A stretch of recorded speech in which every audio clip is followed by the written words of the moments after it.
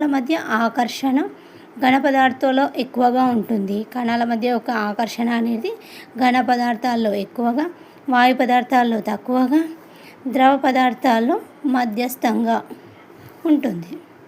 ఘన పదార్థాలు కణాల దగ్గరగా ఉండి ఒక క్రమ పద్ధతిని అమరి ఉంటాయి.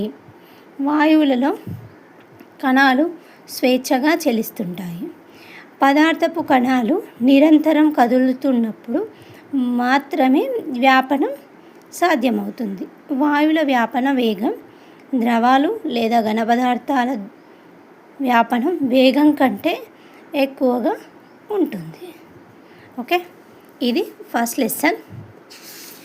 నెక్స్ట్ వచ్చేసి సెకండ్ లెసన్ చలనం.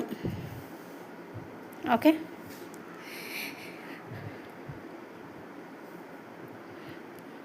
చలనం లెసన్లో వచ్చేసి ఇంపార్టెంట్గా ఏమేమి ఉన్నాయో ఒకసారి చూద్దాము.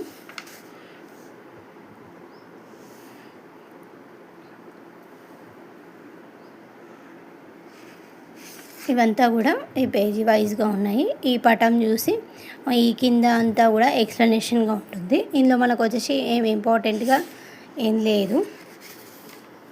ఓకే, దూరము స్థానభ్రంశం అనే ఒక హెడ్డింగ్తో ఉంది. ప్రయాణించే మార్గాన్ని ఇలా డయాగ్రామ్ రూపంలో చూపించారు. ఓకే, ఇక్కడ చూడండి, 1 కిలోమీటర్కి 1000 మీటర్లు. ఇది మన అందరికీ తెలిసిందే. 1 మీటర్కు 100 సెంటీమీటర్స్. మనం కన్ఫ్యూజ్ అవుతుంటాం.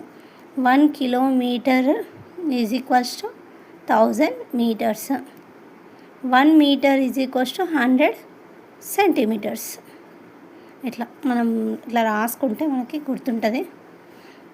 ఓకేనా, ఇట్లా డయాగ్రామ్స్ కూడా ఇచ్చారు. సరాసరి వాడి వేగం అనేసి ఇచ్చారు.